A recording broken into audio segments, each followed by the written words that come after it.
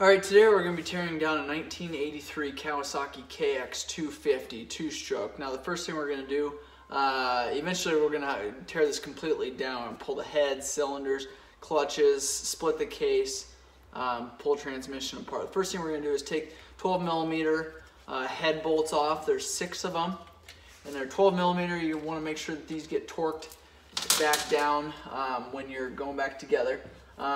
This one here was a bit of a challenge to get this apart. You can use anything. I don't like to use anything metal pulling these apart, but once you get it broke free, you can kind of tap here with the hammer, kind of break that seal, and then once you get that pulled free, I like to use, in this case, a plastic putty knife so you're not damaging any surfaces. A lot of times once you get that gasket broke free, a lot of times you can use anything plastic to kind of pry it apart here.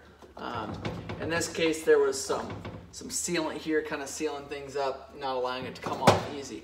Now this one here, we can spin that crank and see that piston going up and down. So you know that cylinder isn't locked up, or that piston isn't locked up. You've got your gasket here, and this is called your head gasket. Below your cylinder is called your base gasket. So the next thing we're going to do is pull the reed valve assembly, and that's a 6mm, or excuse me, an 8mm all the way around here. And this is where your carburetor sits.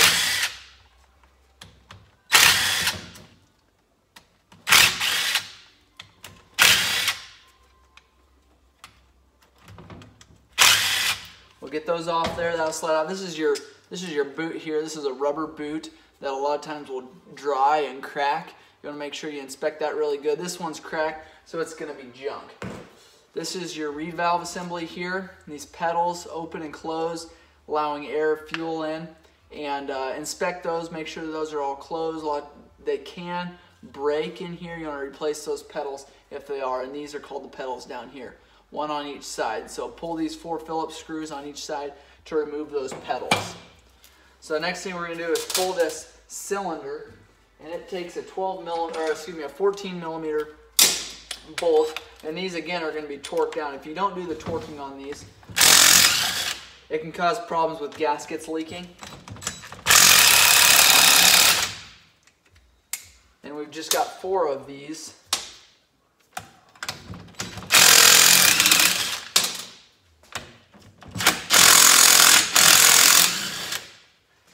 And that'll allow that to be pulled off. Now, we're going to have to pull this radiator hose here. Just grab a pair of pliers, and may not completely take this off now, but for sure want to loosen it up. And I like to loosen both sides. You never really know which side is going to come off the easiest. So I just loosen both these clamps, kind of pry them up to the middle there.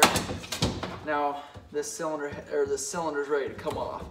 So you can kind of wiggle it. Sometimes you got to tap on it with a hammer to kind of break that seal free again, kind of like you did the cylinder head. And I take and twist these hoses just a little bit to kind of break that seal as well.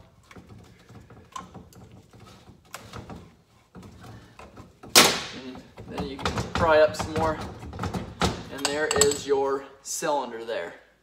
The cylinder, you've got your CCs right here, exhaust port here, intake here, and there's the bottom of your cylinder. So you've got your piston now, and we'll go ahead and pull that piston. We've got what they call a circlip on either side of the piston. You know, inspect that piston for any kind of grooves, any kind of markings. You can kind of see there it's slightly marked up. It's not necessarily grooved to touch, but now we're going to pull this circlip, and I get a small screwdriver or a pick in there, kind of just pry that out. And then you can take and tap the piston pin through there. Sometimes if the motor's locked up, that's way more of a challenge to get this pin out. And you can use anything to kind of tap on it.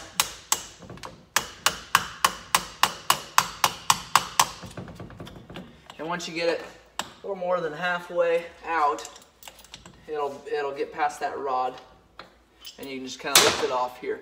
Here's your bearing here for your top connecting rod, and there's your piston. bearing, circle.